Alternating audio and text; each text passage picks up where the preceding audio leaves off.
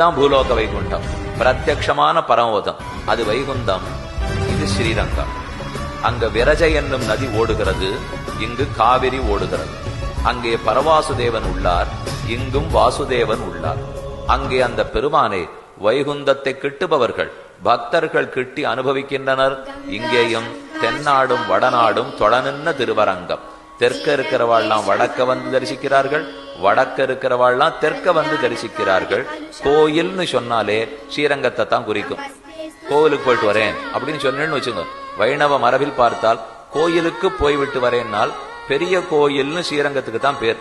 கோயில் பெரிய கோவில், பெருமாள் பெரிய பெருமாள்னு பேர், தாயாருக்கு பெரிய விராட்டியார்னு பேர், மண்டபம் பெரிய திருமண்டபம்னு பேர், திருநாள் அத்தியனோத்சவம் வைகுண்ட ஏகாதசி திருநாள் வருதே பெரிய திருநாள்னு பேர்.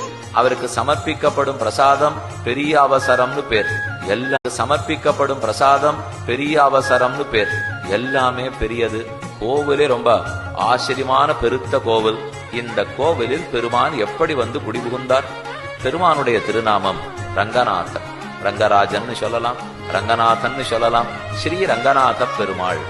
தாயார் ரங்கநாயகி தாயார்.